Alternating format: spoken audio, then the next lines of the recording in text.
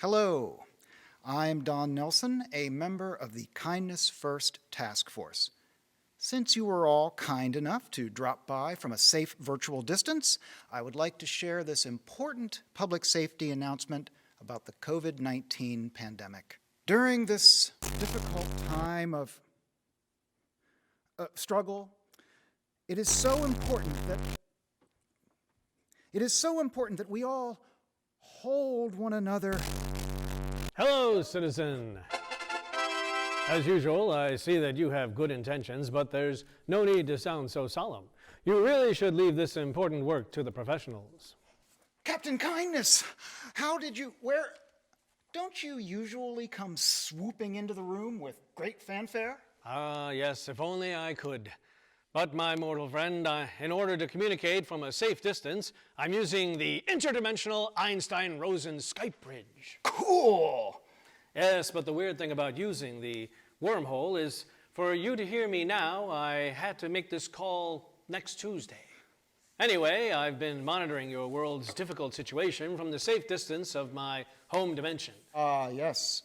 Social distancing. Well, yes, but I've been thinking about that phrase, and I'm not sure that it is the best No, wait a minute. Now, that phrase is part of the official epidemiological lexicon. Yes, no need to panic, my friend. I know all that, and it's fine for scientists and epidemiologists. But for the rest of you, I wonder if social distancing is the best way to think about it.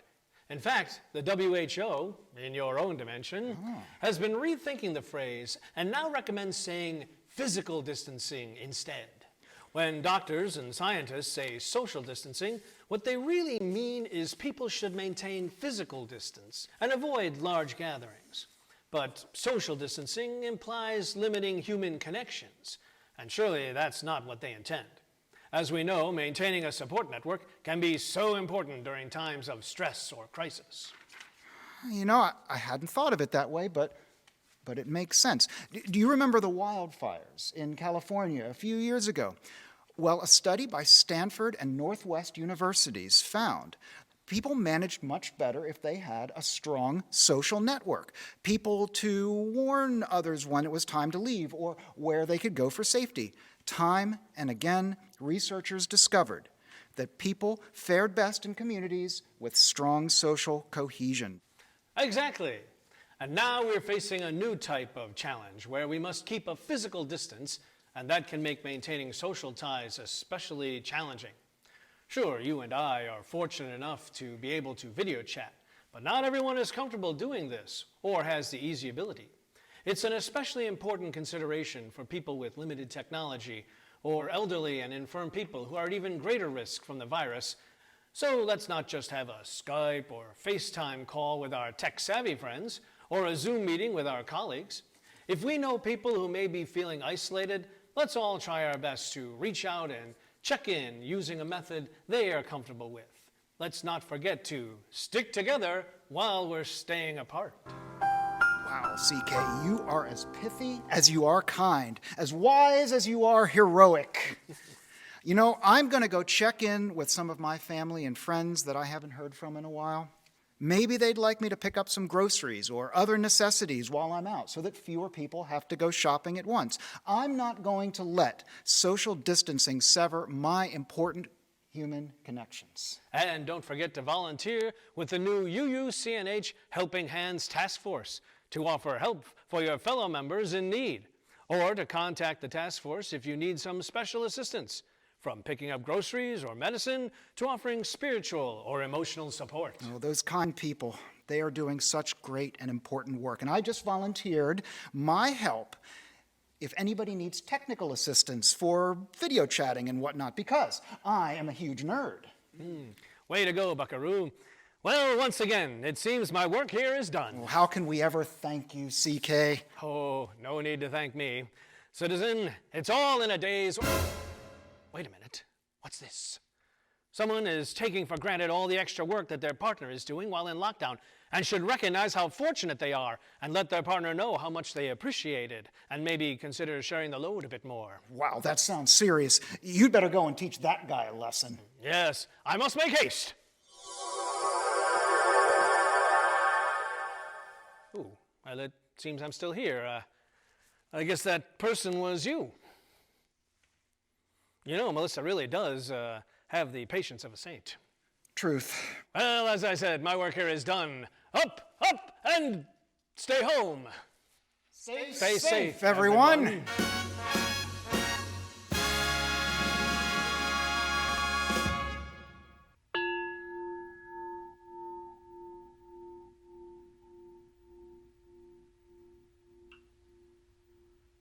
Good morning. My name is Maggie Wilson, and I'm the worship associate today. Welcome to the Unitarian Universalist Church of the North Hills. Whether you've been with this church a decade or more, or this is your first time visiting, we welcome you. Whatever the faith and traditions of your past, we welcome you. Whatever your theological stance, we welcome you. Whoever you are and whomever you love, we welcome you. Whoever you are, whatever your journey has been, we welcome you. Newcomers and guests are always welcome to participate in any of our church activities. If you'd like more information about our church or Unitarian Universalism, please talk to our minister, Reverend Jane Thixton.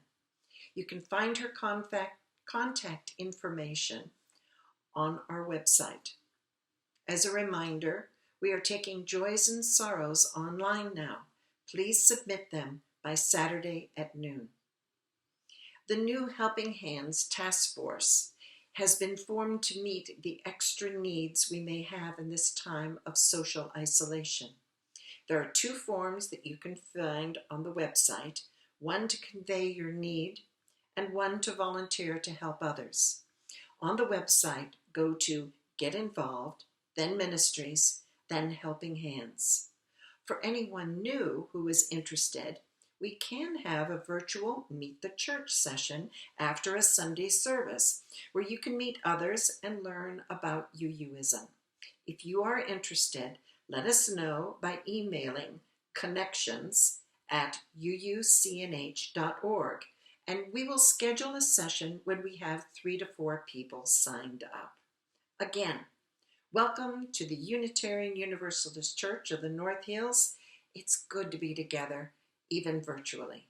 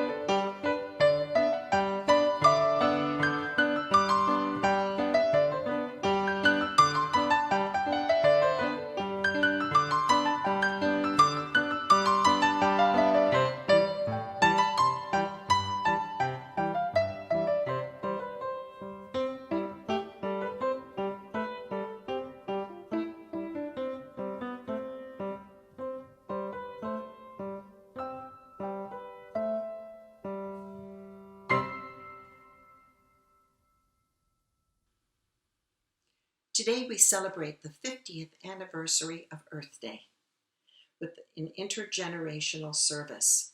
Today we'll explore, children, youth, and adult alike, how we can help Raindrop, who would really rather fall to Earth instead of going to the sewage treatment plant. When we as a community think about one raindrop, we are one step closer to thinking about what we need to do to make our planet healthy for everyone.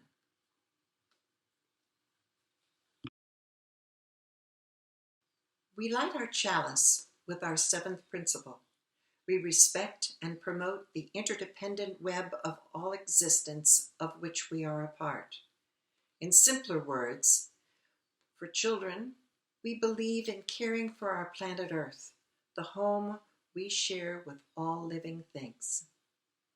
Please join in singing the hymn, Enter, Rejoice, and Come In.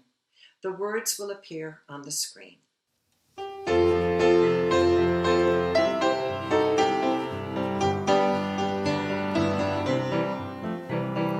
Enter, rejoice, and come in. Enter, rejoice, and come in. Today will be a joyful day. Enter, rejoice, and come in. Open your ears to the song. Open your ears to the song. Today will be a joyful day. Enter, rejoice, and come in. Open your hearts, everyone. Open your hearts, everyone. Today will be a joyful day. Enter, rejoice, and come in. Don't be afraid of some change. Don't be afraid of some change. Today will be a joyful day. Enter, rejoice, and come in. Enter, rejoice, and come in. Enter, rejoice, and come in.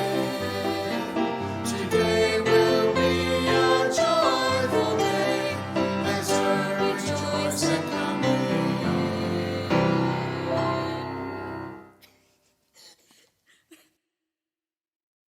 Hi, I'm Chris Hill. Ask anyone who's known me for a few years, and they'll describe me as that recycling guy. But this Earth Day, I want you all to recycle less. Yes, I said less. Why do I say that? 3 reasons. Optimistic recycling, dirty recycling, and reclaimable but not recyclable. First, optimistic recycling. We all like to believe that everything can be recycled, like this plastic tray, but it doesn't have any number on it. Or these plastic hangers here. They've got plastic, pretty hard plastic, and metal in them. Both of those are recyclable, and we think, I'm sure that that recycles. Well, it does if someone takes it apart and separates the materials. But the recycler isn't going to spend the time to do that. So when these come in, they look at them and they say they go to the landfill.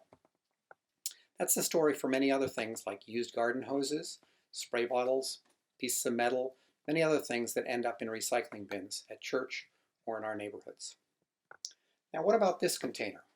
Okay, it's metal, but it's got a lot of dirt and food waste in it. When it arrives at the recycling center, they're going to say dirty, not clean. It goes straight to the landfill. Finally, many things are recyclable, but they're not reclaimable anymore. For instance, we used to get lots of CDs, so many that we were throwing out billions of these a year. It was worthwhile for people to learn how to be able to take the aluminum and label off these and get the polycarbonate on the back and be able to recycle that for 50 or 80 cents a pound. Okay? Now we have so many fewer CDs and DVDs, it's not worth the cost of collecting those and transporting them to a central place to be able to recycle them. So these CDs and DVDs and many other things could be recycled, but there's not an efficient or economically worthwhile market to be able to reclaim them. So what can we do about this situation? First, if you're not sure if something can be recycled, throw it into the trash. I've had to learn myself to do that.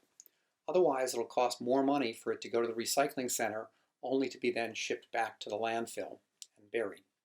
Check your local municipality and recyclers' websites for the specific list. There have been some changes recently on some of those. Styrofoam, for example, can't be recycled. Don't try to ship anything that isn't on that list, or it's just going to add to the roughly 20% of recyclables now that are going to the landfill. Second, rinse out or clean out the containers and items you recycle. If you can't clean it out there, then just throw it out. Take mail out of plastic wrappers. Empty the water bottles so we don't send water to a landfill when it can continue to be part of the water cycle. Third, look for efficient ways to reclaim recyclables. The single stream approach, where we put everything into one bin, has proven to be a problem for many materials like plastic bags, paper, metal, and glass. They're all recyclable, but after they get collected in a truck and make the journey down to the recycling center, they've all been mixed together, the glass has been broken, and that sort of thing. So, plastic bags can go to the grocery store, the paper can go to the paper retriever bins, miscellaneous metal can be recycled at the scrap dealers on Neville Island. And the glass can go to any of the pop-up glass-only recycling events we're hopefully going to have sometime in the future, or to the Reserve Park landfill just south of Westview. There'll be more info in the chat window, or send me an email and I'll send you information and directions. So on this Earth Day, we all need to be more informed and realistic about recycling. So think about what you have and where it can and should go. Thank you.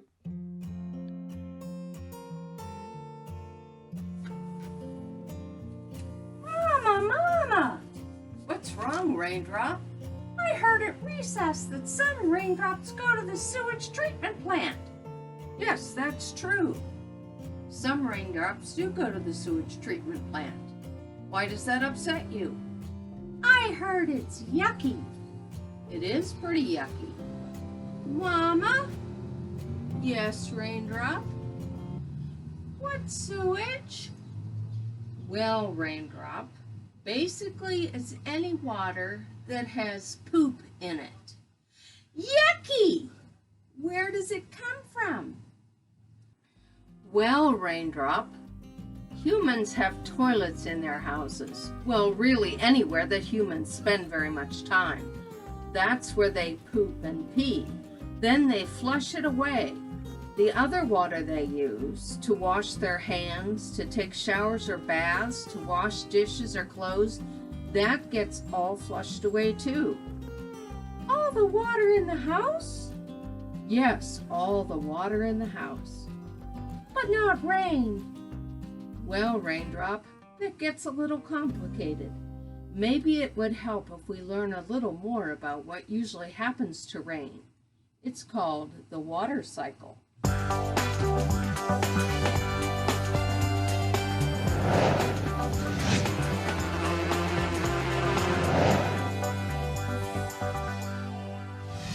Did you know that tens of millions of years ago, dinosaurs drank the same water you drink today?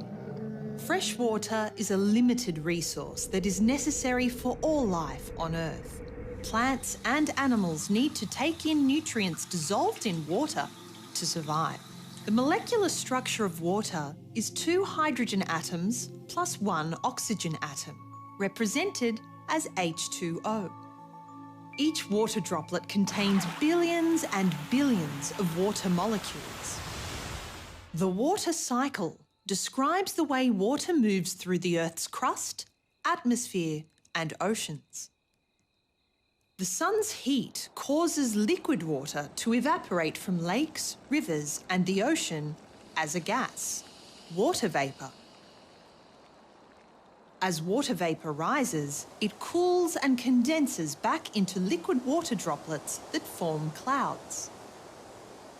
These droplets collide, getting bigger and bigger, and the water eventually falls to the ground as liquid rain or solid snow or hail.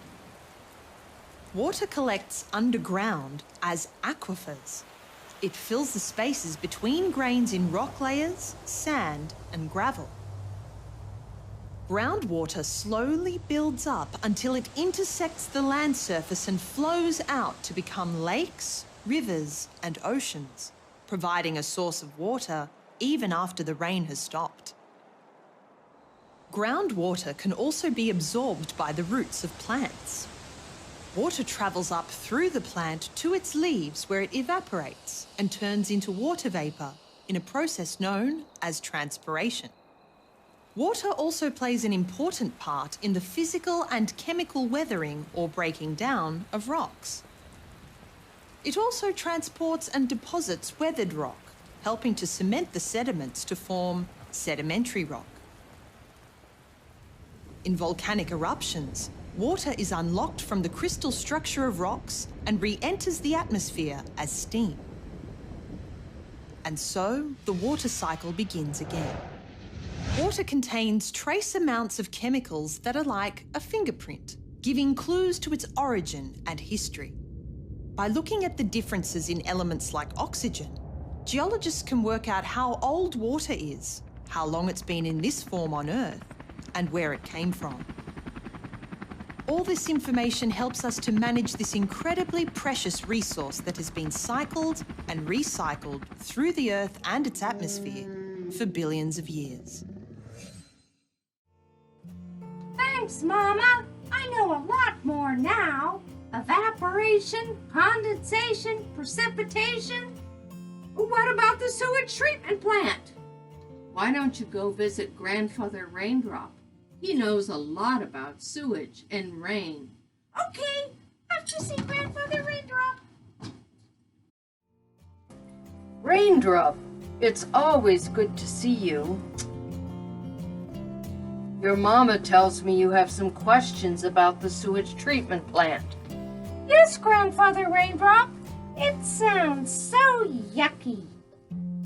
Water with poop in it. Before we talk about sewage, I want you and your friends out there in Screenland to join me in some relaxing time. Perhaps it would help if you close your eyes and get comfortable in your chair and just breathe deeply, slowly, and regularly. Picture yourself in the most beautiful place you know. Can you see it? Picture it. What does your skin feel like in this beautiful place? Can you feel the sun on your skin? Can you feel the breeze on your skin? Feel it.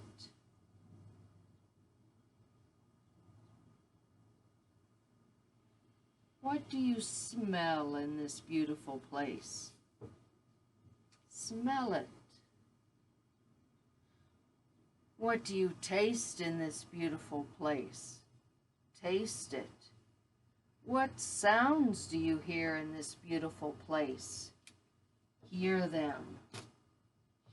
Now, invite your favorite person to join you in this beautiful place. Just enjoy this person's company in this beautiful place. You don't need to say anything to each other. Just be. When you are ready, you can open your eyes.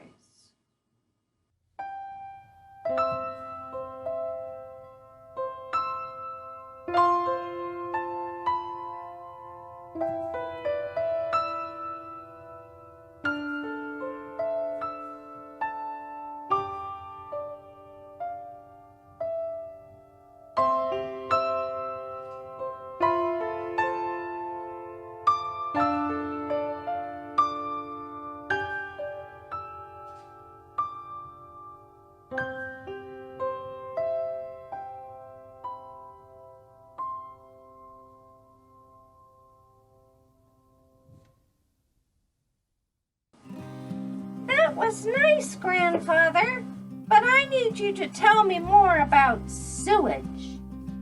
Well, long ago, before there were so many humans, they just pooped on the ground like the rest of the animals did.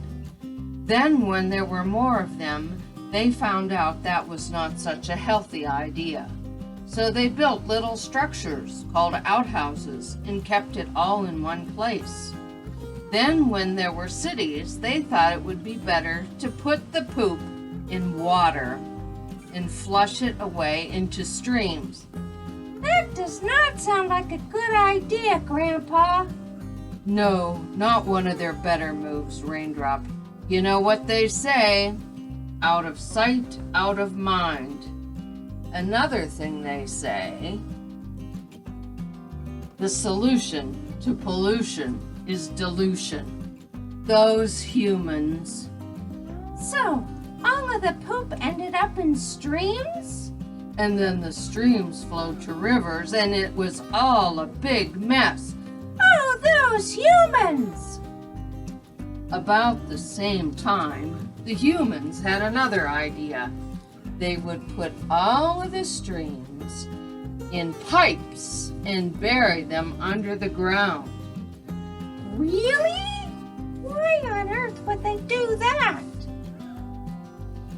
For one thing, the streams were getting pretty stinky with all that poop in them. And for another, they could build more buildings and pave more streets and parking lots once the streams were out of the way. Out of sight, out of mind.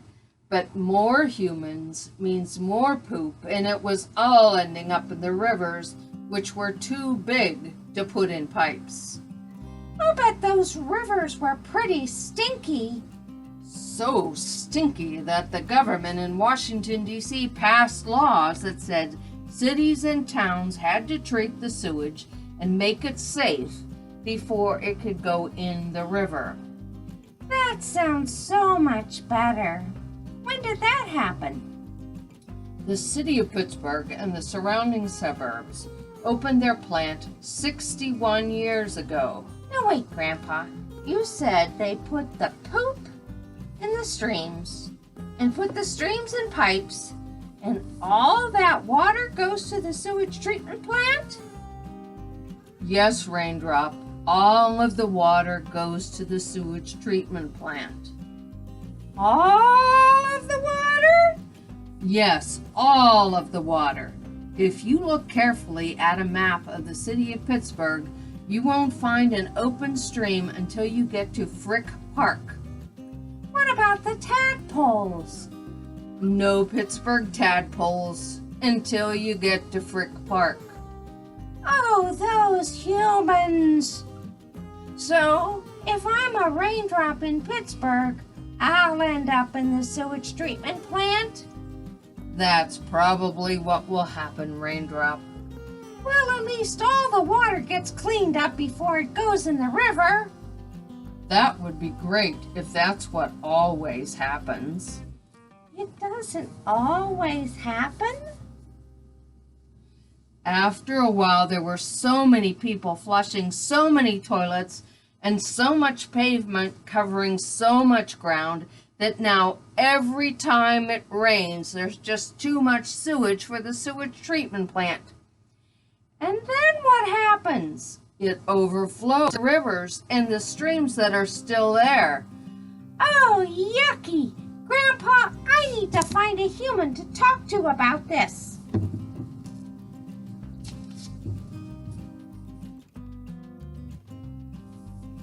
Hey!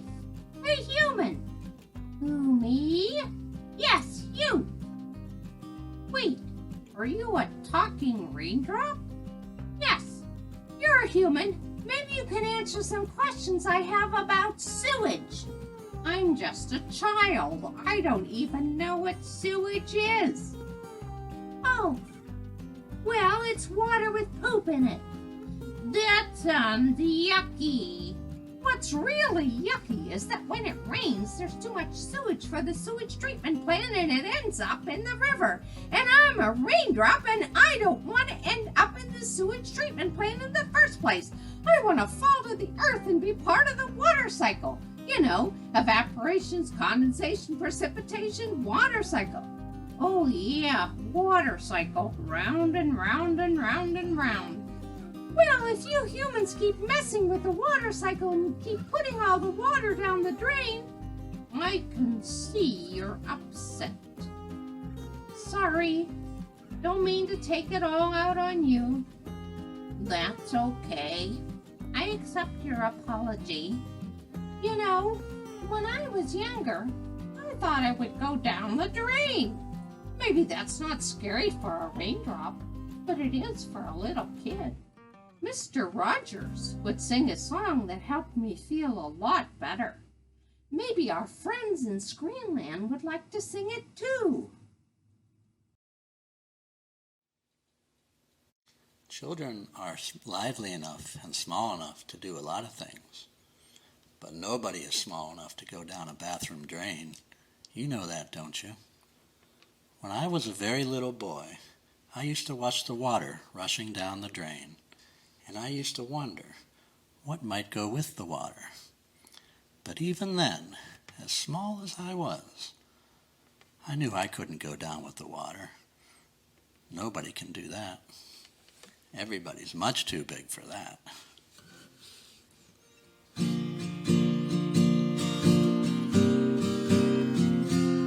You can never go down, never go down, never go down the drain. You can never go down, never go down, never go down the drain. You're bigger than the water, you're bigger than the soap.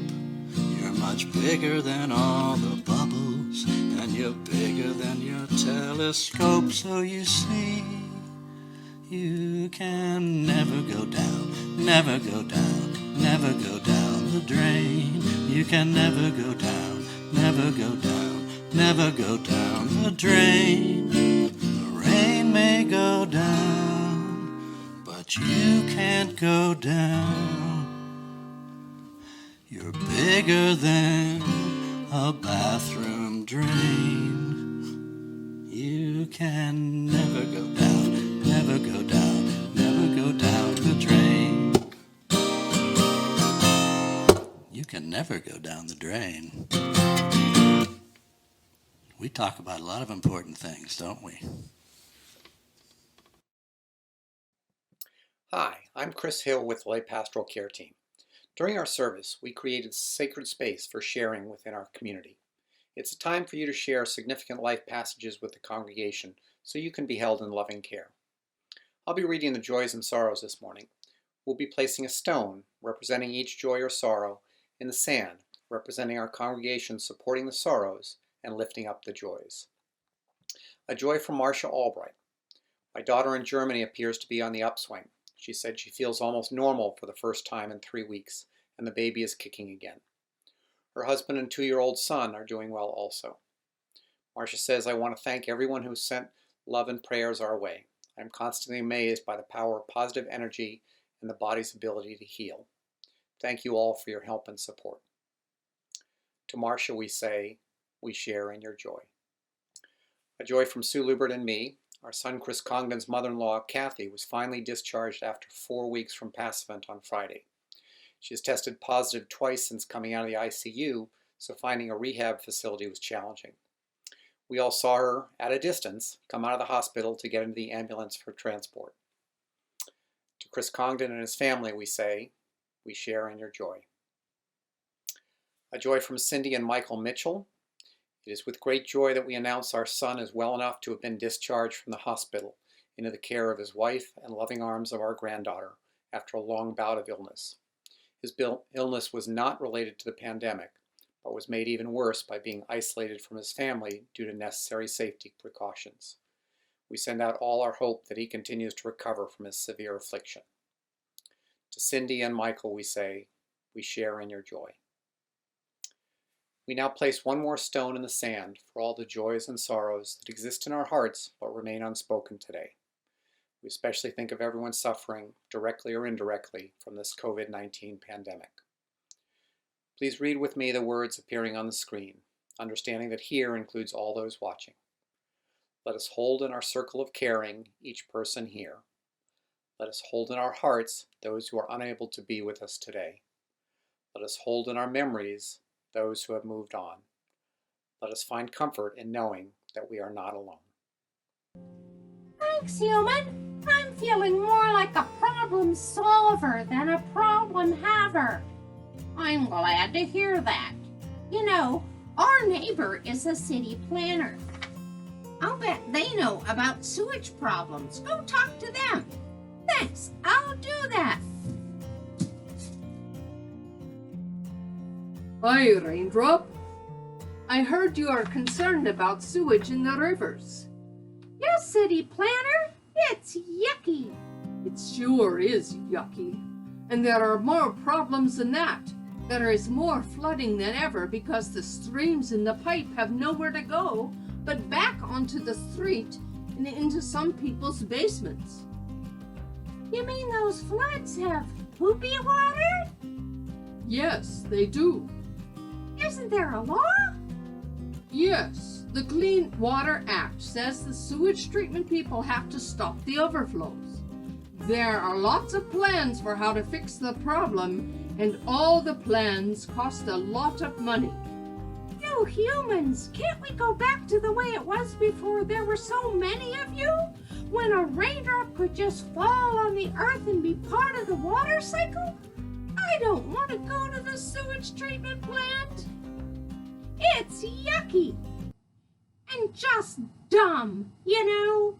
We can't go back to the pre-people landscape, but there are lots of ways for people and raindrops to live together that don't involve going to the sewage treatment plant, and make our communities better and more resilient places to live, and deal with flooding, and provide jobs for people who live here. Just planting trees and caring for them and the trees that we already have catches an amazing amount of rain and helps cool our heating planet. Let me show you some places in Pittsburgh that are already saving the rain and keeping it out of the sewer system. Here's a rain garden in a neighborhood. When it rains hard, this pretty patch catches a lot of water before flooding the street and lets it soak into the ground slowly. Here's a series of rain gardens along Center Avenue near the University of Pittsburgh. They keep the street from flooding. This garden is on the roof of the convention center downtown. It catches a lot of rain and keeps the building much cooler. It also impresses the tourists, so they'll come back and spend more money. Crescent Elementary School in Homewood is in just the perfect spot to catch the water coming down the big hill behind it, and their playground got a lot prettier. East Liberty Presbyterian Church has special parking lots and sidewalks and plantings that welcome their neighbors to sit down, cool off, and maybe play a game of chess.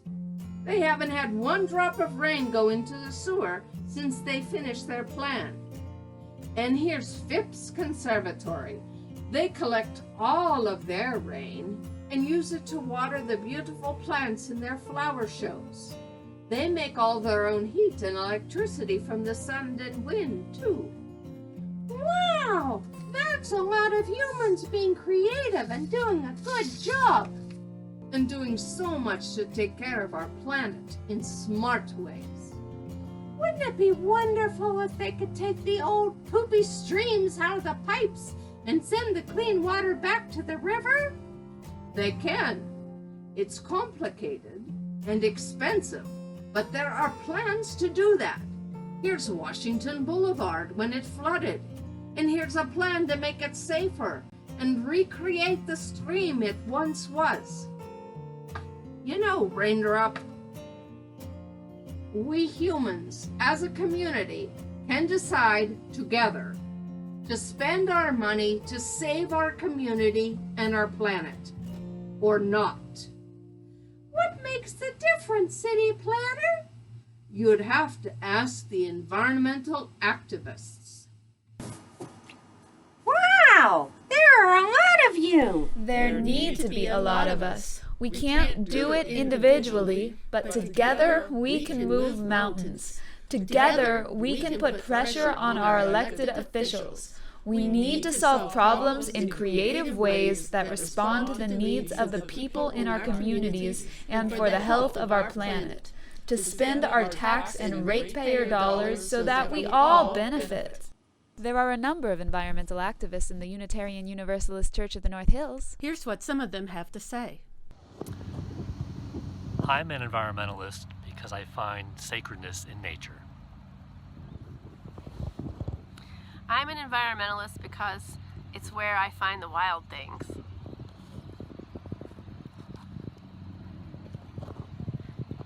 Can I drop now?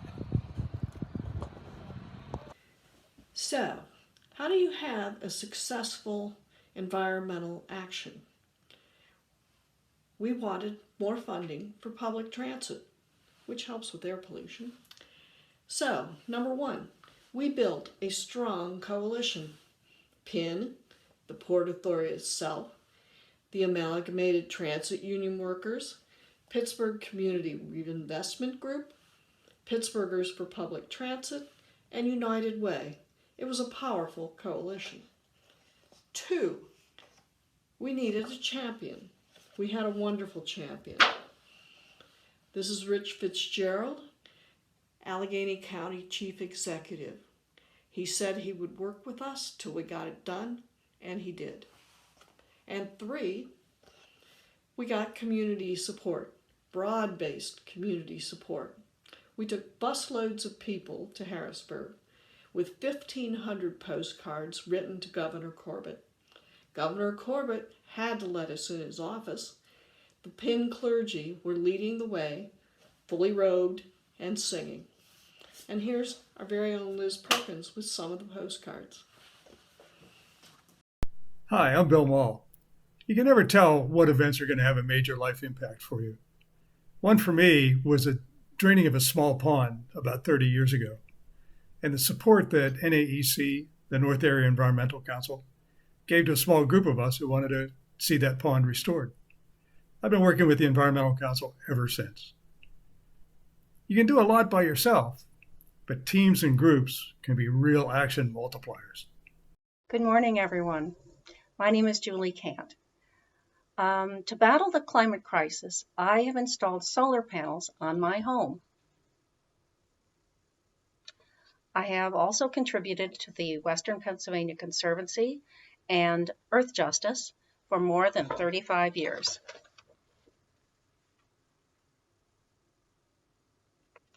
And finally, my dream is to help create a sustainable and cohesive landscape at UUCNH.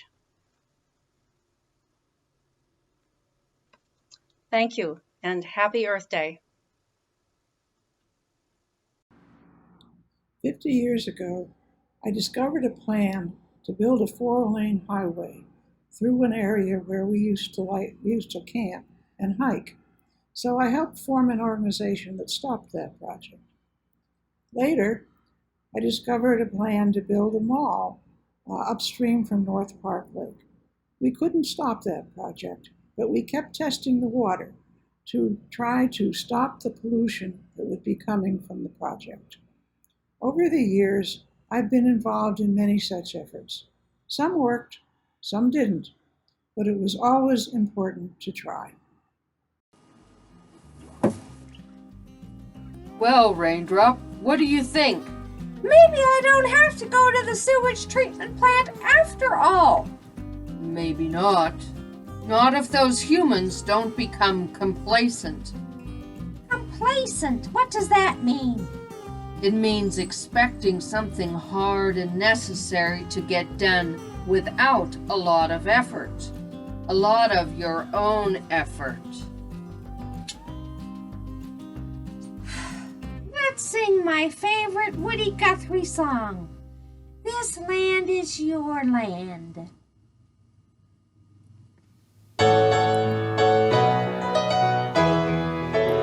This land is your land, this land is my land. From California to the New York Islands, from the redwood forests to the Gulf Stream waters. This land was made for you and me. As I was walking that ribbon of highway,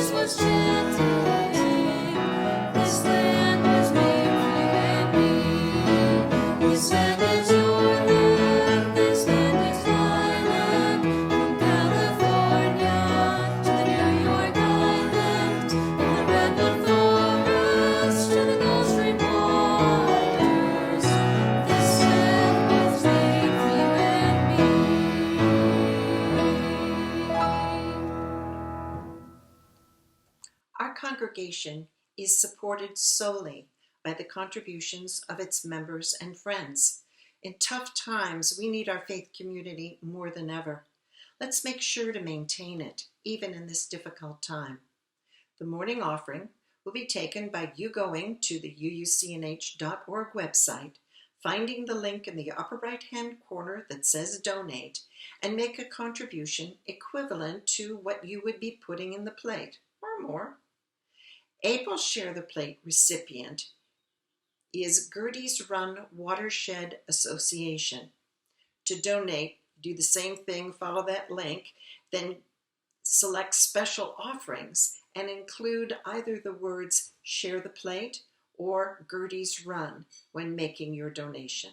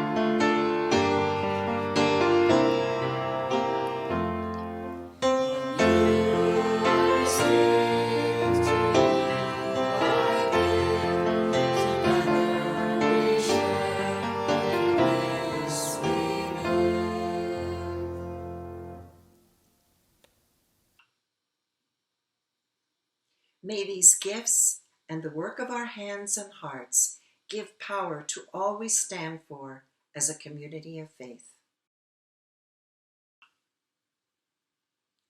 Our closing is by Jim McGaw, called Go in Peace, Seeking Justice. When I say go in peace, I don't mean go in mindless oblivion. When I say go in peace, I don't mean go without challenging yourself or others.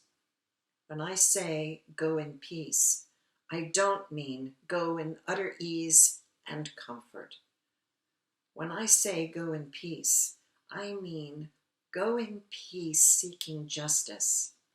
I mean go in peace committed to equal rights and opportunities for all. When I say go in peace, I mean go in the peace that is created when, together, we build communities of true solidarity, deep compassion, and fierce, unrelenting love. Go in peace.